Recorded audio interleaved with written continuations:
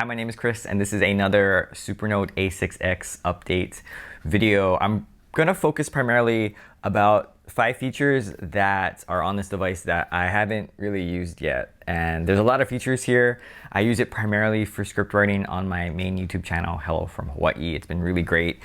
There's a lot packed in this little device, but I know that I don't use a lot of it. And I just wanted to share some of those features that I don't find particularly useful for me right now. Maybe down the road, I'll use it, but they're just not features that I use. So the first feature I want to mention is layers. I know it's at the top, and that I guess it's for people who draw because they can work with various layers and you don't have to destroy or you can move certain things around. I don't find that feature particularly useful. Again, for me, I'm just writing things down.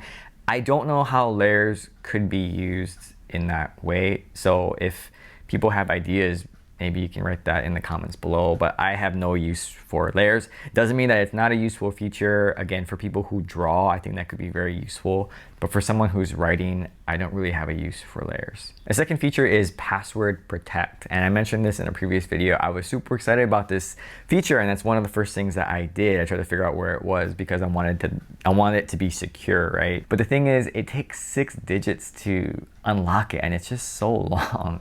And you know, you're closing the device and you really just want to open it and just start using it or viewing whatever it is that you're writing. And if you have password protect on, you're like, okay, I got to put the 6 digits in there. I wish it was a little bit faster. I wouldn't mind a 4-digit one or 3-digit one. I don't know. 4-digit one's probably more secure. It's good to have it, and I'm glad that they have it. They even have it for locking certain files, which I may use in the future. But in terms of the overall device, I just don't use it. I use this device mostly at home anyway.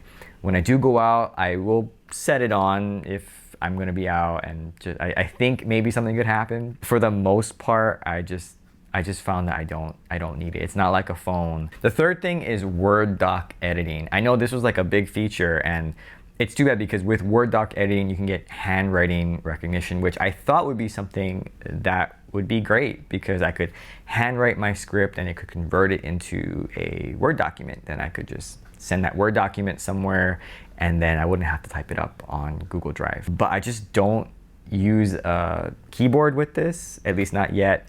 And I hardly ever connect this to Wi-Fi other than to sync it up once a day.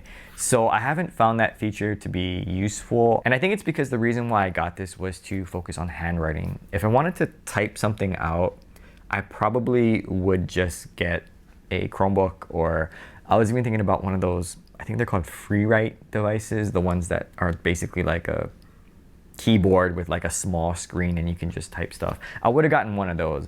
But the reason why I got this was to do handwriting things, to write with a pen. The fourth thing are the apps. I don't really connect this to any of the apps storage or for Kindle. I mentioned before that I do have PDFs on this, but I don't read on this device. It's strictly just for writing, because to me, reading on a Kindle is too good. Like my Paperwhite is just too good at that, and it has a light where I can read at night. This doesn't have a light where you can read, and that's fine, doesn't need to have a light. But the Kindle is just too good at that. It's a very simple device, it's very specialized, but it's just too good. So I don't see the reason why I would want to read PDFs on here or read using the Kindle app. It's a nice feature to have if you don't have any other device, but I'm thinking if you probably use like a Kindle account, probably have a Kindle, it's my guess. And from my understanding, you can't write when you use the Kindle app. Like when you open a Kindle book on this device, you can't write on it because it's using the Kindle app. It's not like a PDF or something like that. So to me, while again, I keep books on here just because in case at some point I get stranded somewhere, I need something to read.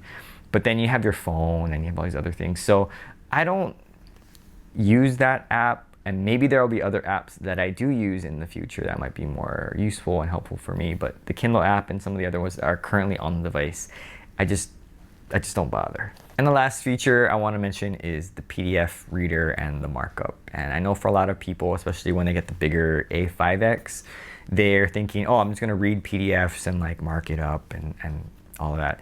I tried doing that with the PDF ebooks that I have on this device. As someone who loves to read, I just don't find it that useful.